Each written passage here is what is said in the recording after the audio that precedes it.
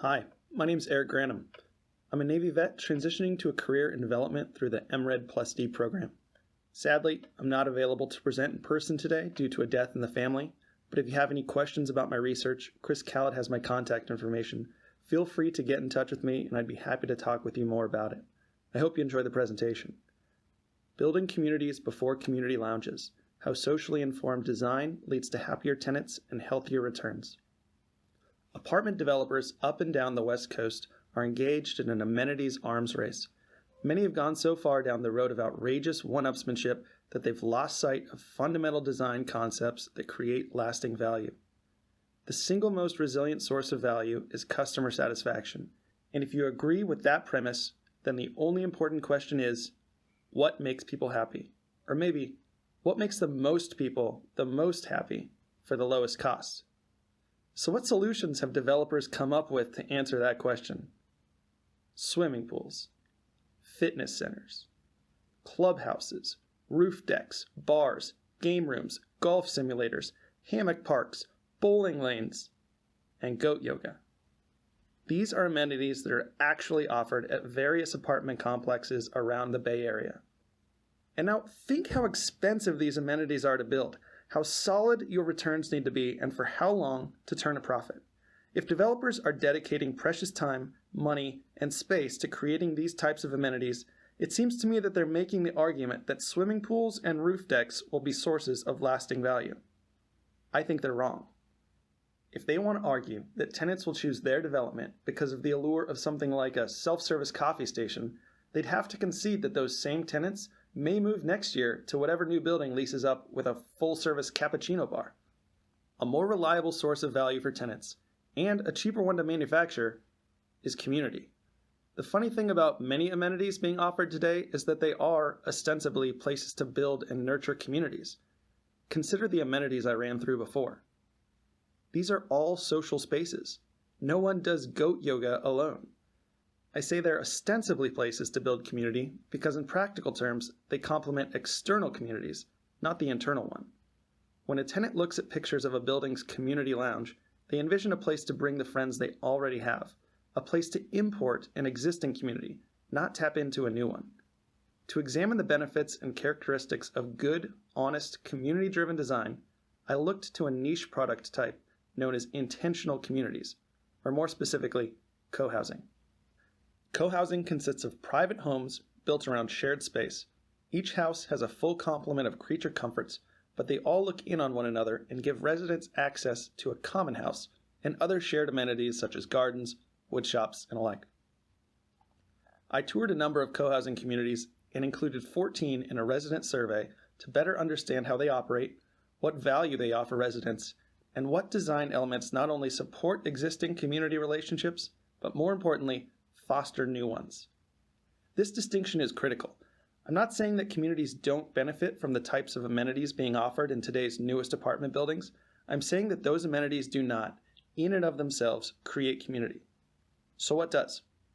Walkways and courtyards.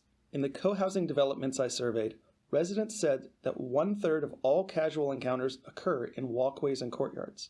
These happy collisions are integral to maintaining and, importantly, to forming social bonds. Open spaces where people are on the move offer low-cost places to say hi. If someone's not in the mood to stop and chat, it's easy enough to smile and keep walking. But really, people don't normally even say hi to just anyone, which is where the next factor comes in. Scale. You need to see people with some regularity before you'll feel that they're part of the texture of your life. Proper scale can accomplish this. Respondents who didn't know all of their neighbors lived in communities of 40 or more, but people from communities of 30 and fewer claim to have tight bonds with nearly everyone around them. Design influences scale not only through the number of units in a given development, but in the spacing of those units. 26 to 40 feet tends to be an ideal gap between doors, giving enough room to be independent while still keeping neighbors close.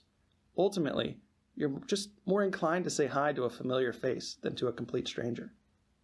Sightlines. Another common design trait among successful communities is the ability to see each other. In many places, this is achieved while maintaining privacy with outward-facing kitchens. Kitchens aren't very private spaces to begin with, so by facing them towards common areas, you give others a window into your life while bedrooms and living rooms remain tucked away and private. This transparency provides residents with a passing awareness of neighbors' comings and goings, which allows them to engage with each other on their own terms. Even small things like seeing the lights on in other houses provides vibrancy to a community and a sense of not being alone. Identity and ownership. Co-housing projects all have a cohesive style, name, and many times an ethos that plays through in design choices.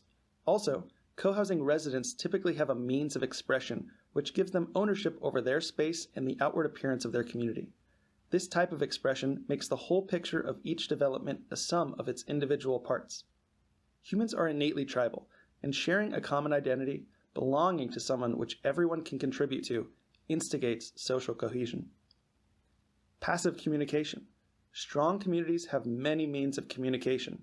Whether calling, texting, visiting, posting a flyer, or emailing, residents in co-housing can choose to communicate in whatever form is most comfortable. However, to create community, passive communication is key. Introductions can be awkward and uncertain, but by incorporating things such as mailboxes, bulletin boards, and name signs, people can make risk-free overtures to share and connect. Getting a note or advertising an activity can open the door to meeting new people around you. So how do I know these things created community?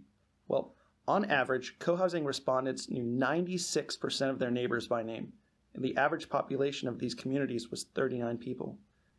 They would feel comfortable asking 9 out of 10 of their neighbors for a small favor, such as sparing a cup of sugar or helping to move a piece of furniture. They would readily ask 7 out of 10 of their neighbors for a large favor, like an early morning ride to the airport or a few hours of babysitting. How many people do you know that well, and what would it be worth to you to have them living next door? I know what it's worth to the people I surveyed. First, let's consider cost savings inherent in sharing. These savings derive from a few different sources. First, supplies, which includes food, vehicles, tools, and utilities, and favors like cooking, cleaning, childcare, and maintenance. Also, cheaper private space due to shared facilities like guest rooms, storage, and gardens. And just proximity. Living with friends next door makes it much cheaper to get together. In all, depending on the level of community involvement, these benefits add up to an average savings of $220 a month. But it's not only about saving money. There's a quality to living amongst friends that has intrinsic value. Most respondents didn't realize this value until they had it. Some cited community as a trait that attracted them to co-housing in the first place, but for most, other interests such as location, an ability to age in place, and home design ranked higher in influencing their original choice to move in. However, if they had to relocate, a majority of them said that the existence of an established community would rank as the number one priority in their next move. And they said they would be willing to spend 12% more for that community aspect.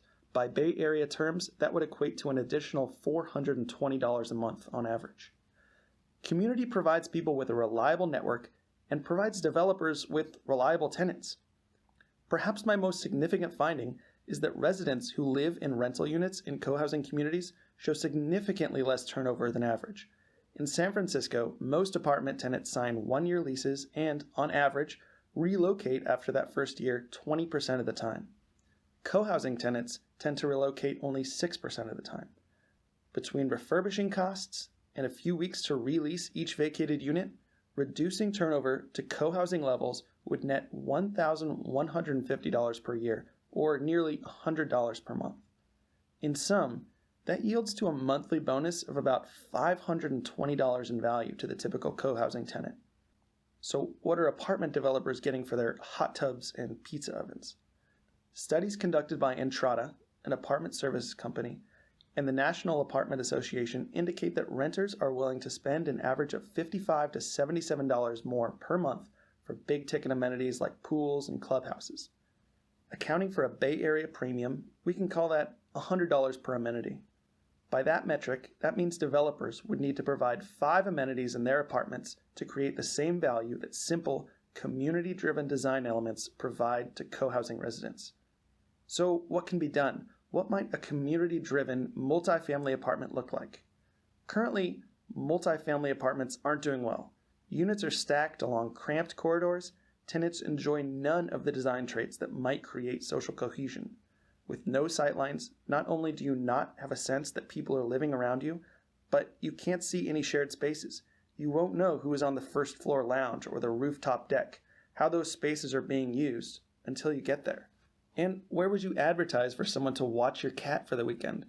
Where do you put up your Halloween decorations without being in someone's way? Let's take our underutilized amenities and spread that space throughout the apartment building.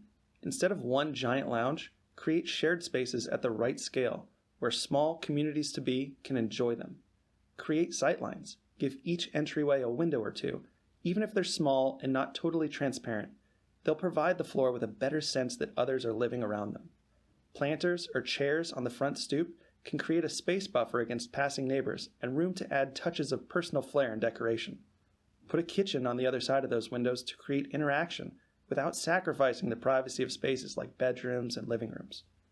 The open space between units will be seen and used by the people living around it, creating collisions, introductions, and hopefully, community. Adding mailboxes and hallway bulletin boards can facilitate passive communication to ease the whole process. If the success of community-driven design in co-housing is any indicator, these design updates should go a long way towards fostering connections between tenants. Presumably, tenants will find value in knowing their neighbors, value that developers can extract through higher rents, lower turnover, and avoiding the cost of building and maintaining a half dozen different amenities. But I think there are even better reasons to create community. Americans are lonely. Political divisions are straining society, and people are struggling to afford housing. I think it's true that community is an incredibly valuable amenity from a financial perspective, but I think it's all the more valuable from a human perspective. It brings people together, it nurtures discourse, and it reduces the cost of living. Moreover, community doesn't require maintenance, and it doesn't go out of style. Once it exists, it grows stronger, larger, and more cherished all by itself. Now, good design doesn't always bring people together, but bad design will keep people apart. Including community-driven design is not only a financial responsibility, it's just the right thing to do. But if you're a developer and you still want a big, fancy community lounge, go ahead and build it. It'll look sexy, but advertise it empty, like everyone else does. Because if you don't build a community that will enjoy it, they probably won't, and neither will you.